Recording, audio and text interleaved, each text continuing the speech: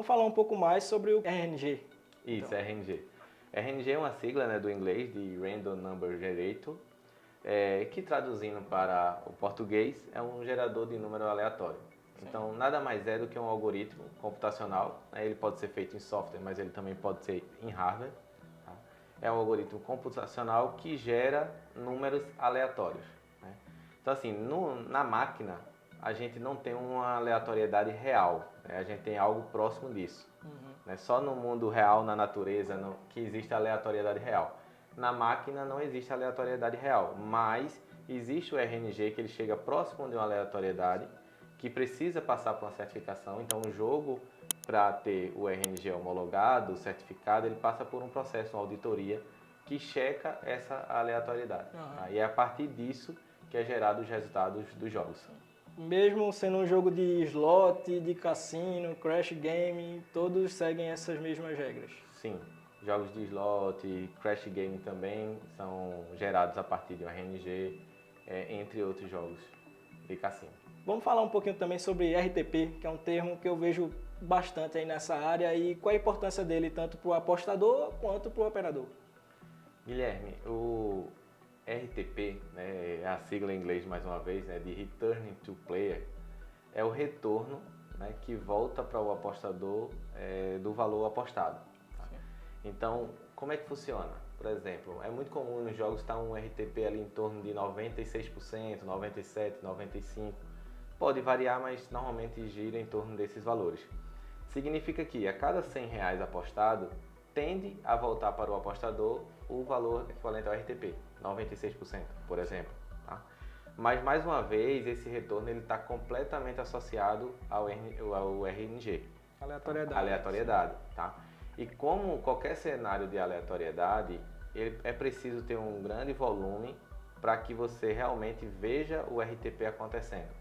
Então, se eu fizer uma aposta e ganhar, então você vai ver que o retorno para o apostador está muito maior do que 100%. Então, vamos dizer, eu apostei 10 e ganhei 20.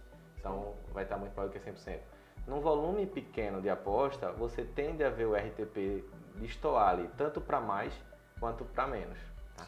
Conforme o volume vai acontecendo de apostas, ele vai se aproximando do RTP teórico do jogo, né, que se chama RTP teórico porque foi configurado para isso, foi feito vários testes e ele chega nesses 96%. O RTP real é o que a gente consegue já apurar das apostas já realizadas. Da realidade daquela casa em específico. Exato. Sim. Então, para a gente ter o RTP real próximo do RTP teórico, é preciso um grande volume de aposta para que esse RTP comece ali a realmente ficar próximo do outro.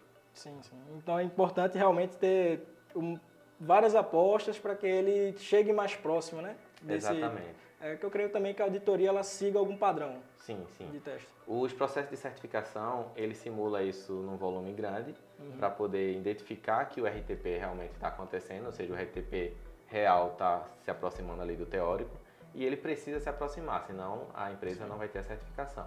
Tá? Esses RTPs, normalmente ele fica visível dentro do ambiente do jogo, o apostador pode consultar e ver o RTP. E também tem uma outra coisa muito importante. O RTP alto, ele traz uma melhor experiência para o apostador. Aí ele vai estar apostando, vai estar vendo ganhos e vai estar apostando novamente. Então ele tende a trazer uma experiência maior, melhor para o apostador. RTP baixo, ele não atrai o apostador, não é interessante para o apostador. Então as casas de aposta ela precisa entender, na verdade, que tem que encontrar ali um RTP que continue sendo lucrativo para a casa de aposta, até porque não faria sentido o negócio se não tiver lucratividade, mas que realmente pague a premiação a ponto de ficar atrativo para o apostador.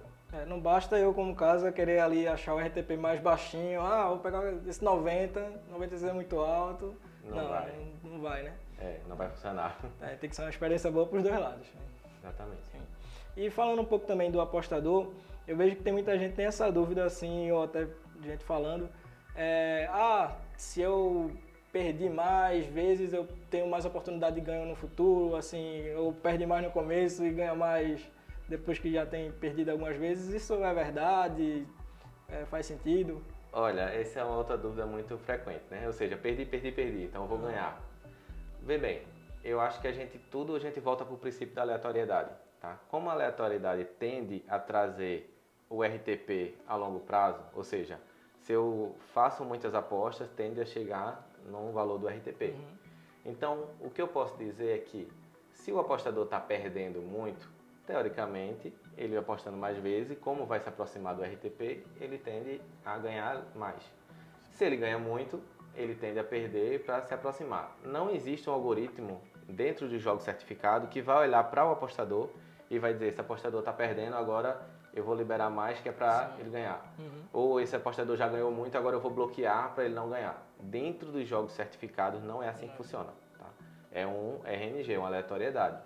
Então, a única tendência que tem aí é se aproximar a longo prazo do RTP, ou seja, da aleatoriedade que está configurada para aquele jogo.